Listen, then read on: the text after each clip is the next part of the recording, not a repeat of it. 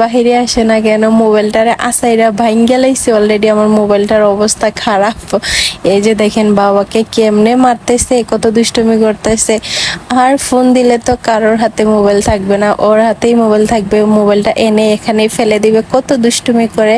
আর ওর পাপা এগুলা দেখে অনেক কষ্ট পায়, কারণ মেয়েকে কাছে পায় না, মেয়েটা অনেক দূরে। তো সবাই দোয়া করবেন, আর আপনিও প্রবাস থেকে আমার মেয়ের জন্য দোয়া করবেন, যাতে ও সবসময় ভালো থাকে, সুস্থ থাকে, আল্লাহকে নেক হায়াত দান করে। এরপরে তো চলে গেলাম গরম ভাত আর গরু মাংস রান্না করার জন্য, কারণ বাসায় খিচুড়ির চাল ছিল না, পোলাও চাল, আর দোকানও বন্ধ হয়ে গেছে। তো ভাবতেছি যে গরম ভাত আর গরুর মাংস রান্না করি। আর বাইরে খুব বেশি বৃষ্টি হচ্ছিল, ঝুম বৃষ্টি। বৃষ্টির দিনে খিচুড়ি খেতে তো অনেক বেশি ভালো লাগে। তো ভাইয়া বলতেছিল যে হ্যাঁ খিচুড়ি রান্না করি। এখন দেখি বাসায় চাল নাই গাইস, তো এখন কি করব। এরপরে চলে গেলাম আমি আমার আম্মুকে আনার জন্য, কারণ আম্মু সিলেট থেকে আসতেছিল। তো ভাবছি যে এখন বের হইতে হইতে প্রায় 4:30 বেজে গেছে। বেজে যাওয়ার পরে আমি অনেক তাড়াহুড়া করে বের হইছি। বের হইয়া দেখি রাস্তায় এত জ্যাম।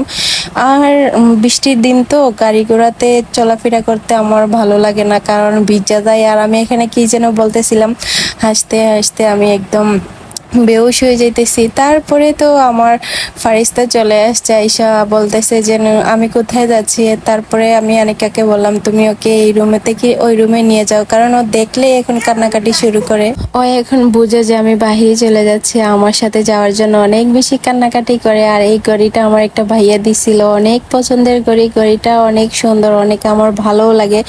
এটা নষ্ট হয়ে গেছে, তারপরে কিছু জিনিসের প্রতি কেন জানি এত মায়া। এই ঘড়িটা আমার পড়তে অনেক ভালো লাগে, আর অনেক অনেক বেশি ভালো লাগে। তার জন্য দেখবেন আমি সব সময় এই ঘড়িটাই পরি, কিন্তু ঘড়িটার টাইম দেখা যায় না, কিন্তু আমি ঘড়িটা সব সময় পরি।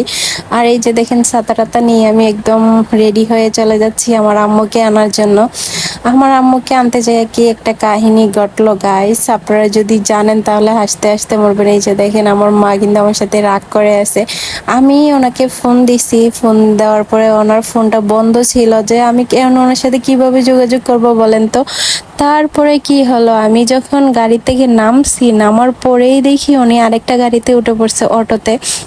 আমি দৌড়ে যেয়ে ধরছি, এই পানিগুলা ভাঙ্গে আমি গেছি স্টেশন। আসার সময় এদিক দিয়ে আসছি, অনেক বৃষ্টি ছিল। তারপরে আমার আম্মুর সাথে আমি দেখা করতে পারলাম অবশেষে, না হলে কিন্তু আমি স্টেশন যেয়ে বসেই থাকতাম। তারপরে বাড়িতে যাইয়া কত কিছু কিনে নিয়ে আসছে। এই যে দেখেন বাড়ি থেকে গরু মাংস কিনে নিয়ে আসছে, আড্ডি কিনে নিয়ে আসছে, গরুর বট কিনে নিয়ে আসছে। এগুলো সব আমার ভাবি পরিষ্কার করে দিয়েছে।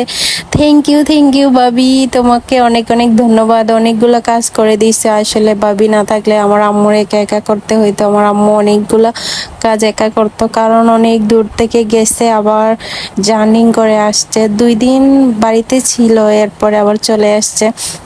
তো আমার ভিডিওটা যদি আপনাদের ভালো লাগে অবশ্যই লাইক, কমেন্ট এবং শেয়ার করে পাশে থাকবেন। আর ফলো করতে অবশ্যই ভুলবেন না, কারণ আপনাদের ভালোবাসা সাপোর্ট ছাড়া আমি কখনোই এগিয়ে যেতে পারবো না। আপনাদের এত ভালোবাসা পাইছি, সত্যি আমি মুগ্ধ। কিছু পাই আর না পাই, ভালোবাসা পাইছি। আর এই তো দেখেন গাইস, এক ভুল জিনিসপত্র নিয়ে আসছে, অনেক কষ্ট হয়েছে, কিন্তু আমি যে এত হেল্প করতে পারি নাই। আমি আরো যে দৌড়েই আমার আম্মুকে ধরছি, ওরা গাড়ি ছেড়ে দিছিল।